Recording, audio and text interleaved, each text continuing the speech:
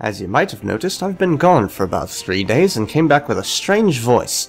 That's because I've been sick. So yes, of course, this is Kerbal Space Program, and today I'm heading to the SPH to show you that I have created the Strikebreaker 100, which is at the top of this list, even though I tried to scroll down too much. So, some of you who've been around longer will remember that I have the Strikebreaker series of fighter aircraft, and the most recent version that I did, I believe, was the Strikebreaker 24, and I think I briefly mentioned the Strikebreaker 25, but I really hated it because it was just a bad design, so I got rid of it. I never actually published a download for it and whatnot. I'm still sick, I'm still not quite back, but I wanted to make at least one video to go up tomorrow to say, hey, I'm not dead, I'm just sort of feeling slightly dead inside, and I'm feeling a little better right now. This is the avionics hub, which, you know, allows a non-pilot to have SAS, which is nice. I believe, yeah, I took the monopropellant out. Good, this is ready. It has an air brake. You might have noticed it has an air brake. Let's see.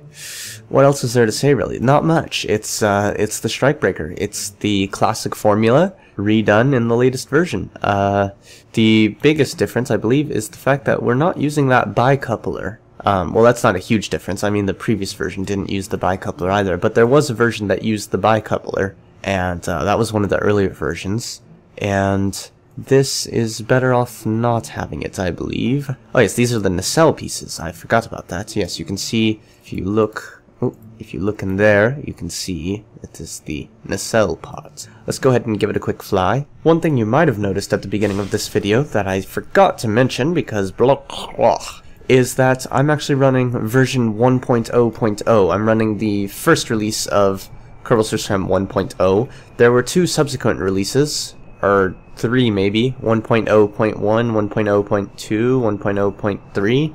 I'm not exactly sure. I haven't actually, because I've been a bit sick, I haven't actually kept up, but basically I stumbled across some people talking about the different versions, and apparently there was a problem with the heat shield, the Mark 1 heat shield, that was fixed in the new patch, or one of the new patches, and there are a couple other small problems that I personally haven't run into, but I guess, you know, they were some bug fixes and whatnot. But apparently they also changed the aerodynamics in those versions, and made things a bit too easy, or apparently they made the lower atmosphere a bit thicker, and they made the heating not be as bad, not be as dangerous, and I like the ability to fly as fast as I can in this version, in this one, so I'm not sure if I'll upgrade to those, at least for the time being, unless I run into those problems that have been fixed in the later versions, or they release a new patch which brings the aerodynamics back to how they are right now,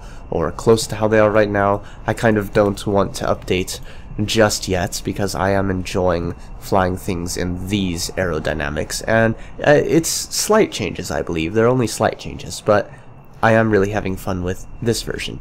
As you can see, this Strikebreaker performs very similarly to the older versions, the only difference being that it can get to much higher speeds while in a level flight at low altitude, and that would be, of course, because of the new aerodynamics. And oh yes, of course, it has the air brake on it, so you can slow down with it.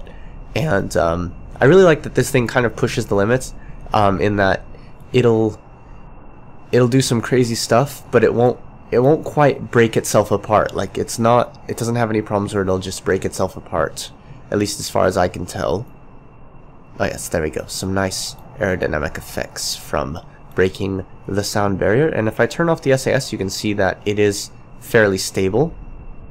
See, I can just pull up like that without having to worry about it breaking anything from the forces exerted on it from pulling such a maneuver. And of course I'm doing these big turns like this to try and reduce speed. And now I'm going to put the landing gear down and the brakes on and come in for a nice, oops, that was, see, the problem I did there was that I yawed to the right at just the wrong moment, and that's why we crashed, which is unfortunate, but at least we have the SRB. Oh yes, it does have the eject system. Oh yes, and this is the new cockpit, so it has this new IVA, which is cool. I should show you that more. So yeah, here we are in the new IVA. An interesting thing I noticed is that basically level seems to be like at the top of this thing in here, and that little indicator is actually pointing down. So see, I'm actually rising without that thing quite being on the horizon. Now if I try to put it right on the horizon, have I even... Oh, I tried to enable SAS and failed. Oops. Come on, go. Nope, nope. Come on. If I try to put it like right on the horizon, we're still going up. Because it's about 5 degrees down, it looks like. Or, yeah, 5 degrees down, approximately. Oh yeah, so we get that lovely shake from being at these speeds this low in the atmosphere. And then of course if I pull a tight turn, G-forces go extreme and our speed drops to almost a third of what it was. Actually that was about half of what it was, not a third. But I was exaggerating slightly. Yes, let's just go with that. Oh yeah, I forgot. The new chase camera, since they changed it to be like that one mod that makes it follow your velocity vector rather than your ship, which is awesome. I just felt like pointing that out. That's actually, I forget if that was in 0.90 or if that was just in 1.0. I don't remember. But either way, it is a cool change. I think that's in 1.0. Yeah, because I know the mod was in 0.90 that I was using to do that. Although I think the mod originally came out in the times of 0.25. Although I'm not sure about that. Whoops. I knew I was doing that a little too low. In any case, thanks for watching. As always, see you in space.